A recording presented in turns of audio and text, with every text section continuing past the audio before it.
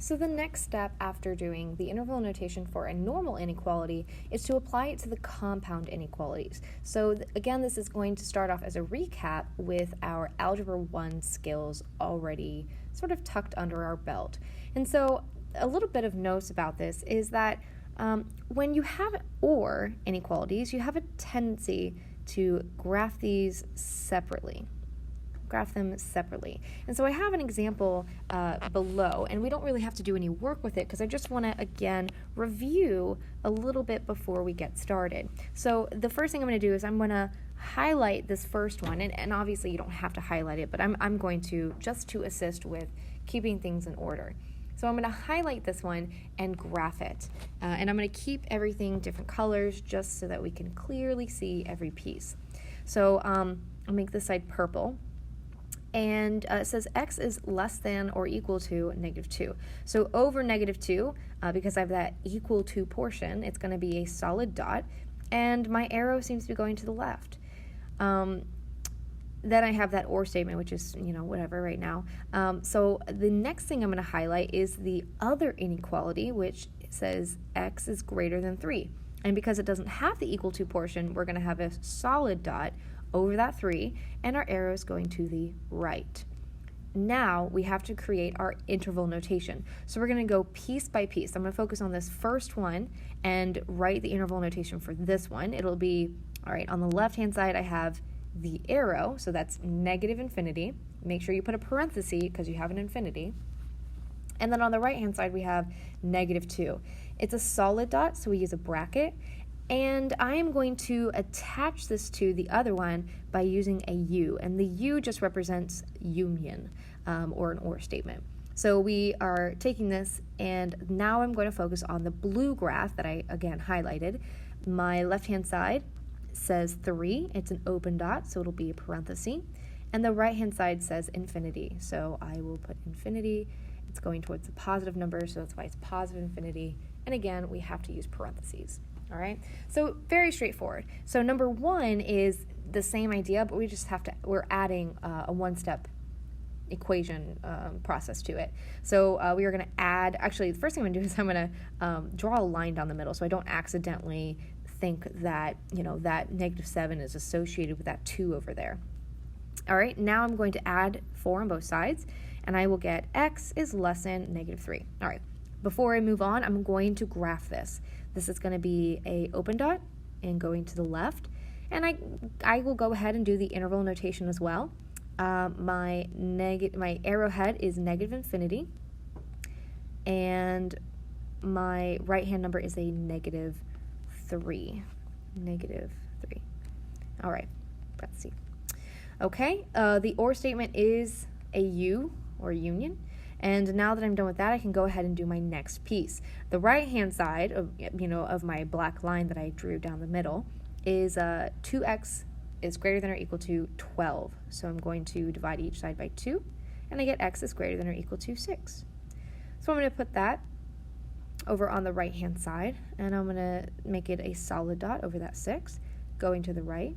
And my inequality, or my interval notation, will say bracket, because it's a closed dot over the 6, comma, positive infinity with a parenthesis. Same idea for number 2, except I just wanted to show even if some of our processes end up switching, it's okay. Like if you look at this, we see in example 1, our symbols are facing away from each other, but in number 2, they're actually facing the same way. So it's okay if they're facing the same way. They tend to work themselves out, and again, they will be graphed separately. So I'm going to draw my line, all right, and I'm going to divide on the left-hand side. I'm going to divide by a -3. Now it's a negative, so I have to flip my sign. I get a +3, so I'll put my solid dot over the +3, and according to this inequality, it's going to the right, and that's fine. I'm going to hold off on the interval notation for a second, just to ensure that everything works out. So on the right-hand side of my line, going through the word OR, I'm going to subtract 5 on both sides and get x is less than 1. All right, so that'll be a open dot over 1, and it's going to be going to the left. So they did end up facing away from each other or graphing separately, so that's good. Now I'm going to go ahead and do my interval notation. And I'm really happy that it ended up facing away from each other, because that's extremely helpful when I do my interval notation. So this is going to be, the blue portion is going to be negative infinity with a parenthesis, 2, 1, which is also a parenthesis because it is an open dot, union, a solid dot gives me a bracket over the 3, comma, positive infinity with a parenthesis. So anytime you have an or statement, you should always end up with two separate interval notations that are connected with the U that stands for union. The other type of compound inequality that was taught in Algebra 1 was the AND statement. And inequalities tend to be graphed together, actually. They are graphed together. And so we have our two inequalities down here. And again, I'm going to highlight them piece by piece and graph them. And so something a little bit different is going to happen here, and that's fine. We have a solid dot over the -6, and it's going to be going to the right. And I'm not really sure what's going to go down on the right-hand side, so I'm just going to put a small little arrow right here for now. Then I am going to highlight this other statement here, x is less than or equal to 1. So again, I'm going to put my has equal to, so it'll be a solid dot over 1, and it's going to be going to the left. All right, and it actually bumps into the purple side. And so we can see that these connect. So if you think about or statements as they're separate, they do not connect, and statements do connect. They are together. And so when I do my interval notation, instead of looking at my inequalities piece by piece, I'm actually going to look at the whole picture together. And again, answer my questions. What number is on the left-hand side? Well, on the left-hand side, I have a -6. It has a closed dot over that -6, so it's going to be a bracket. On the right-hand side, I have a 1, and so it's going to be another bracket because over the 1, I have a solid dot. So I will say that typically we're not going to have our inequalities written separately with like an and statement like this. It's not very common. What tends to happen is they take that inequality on the left-hand side, x is greater than or equal to -6 right here, and they rewrite this as -6 is less than or equal to 6, so, which makes sense because, I mean, all they're doing is they're taking this -6, they're flipping it, and the x flips with it, and then the sign flips. And if you notice at this point, we actually have the signs facing the same way. They're both going to the left now. And since x is x, I mean, it's the same thing as itself, we can actually rewrite this as -6 is less than or equal to x, and that is less than or equal to 1. And so this is typically how it is written. And if you look at your examples below, this is how they present it. So in number 6 on this worksheet, we have 2 is less than or equal to x plus 4, which is less than 9. And so this one's going to be a little bit different. So what I want to do first is, again, this is very similar to Algebra 1, but I want to just put some lines down my inequalities to ensure that I am keeping everything on the correct side.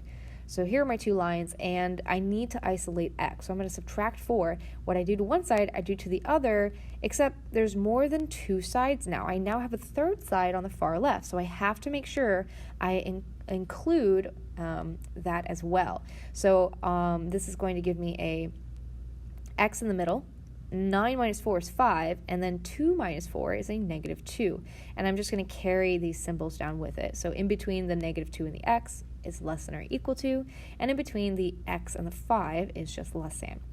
Okay, so I'm going to take these 2 numbers, and I can see that the -2 has a less than or equal to, and that's a closed dot. So I'm going to put a closed dot over the -2, and I'm going to put an open dot, because it's just less than for the 5, over the 5.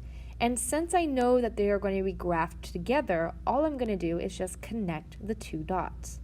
Again, now that I am doing my interval notation here, I am not considering infinity. I am just considering the left-hand side, which is a solid dot or a bracket, -2, comma, the right-hand side, which is a positive 5 and an open dot.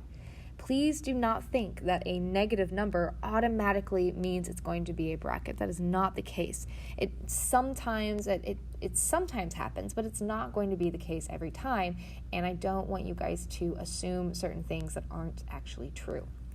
So that's with a one-step equation. So what about a two-step equation? Well, number 7 is the same idea. So again, I'm going to take my inequalities and I'm going to draw some lines down it to help me keep things organized. I have 7x minus 13 in the middle. I need to get rid of the 13. So I'm going to add that to all three sides now. That is going to give me a negative 14, a 7x in the middle, and a 21 on the right. The last thing that I have to do is divide by the 7 on, again, all three sides. Let me extend those bars. And so on the left-hand side, I'll get a negative 2. I'm going to carry my inequality symbol down, which is a less than. I now have just x in the middle, carry down that less than symbol, and 21 divided by 7 is 3. All right, so now it's time to graph it. I have no equal to portions in this inequality, so everything's going to be an open dot. So it's going to be an open dot over the negative 2 and over the 3. Now I'm going to connect and write my inequality. On the left-hand side, I have a negative 2. It's an open dot, so it'll be a parenthesis. And then on the right-hand side, I have a 3, which is, again, an open dot and a parenthesis. So hopefully this helped you in this particular section. Remember, if you have any questions, please reach out to me on Remind or through email.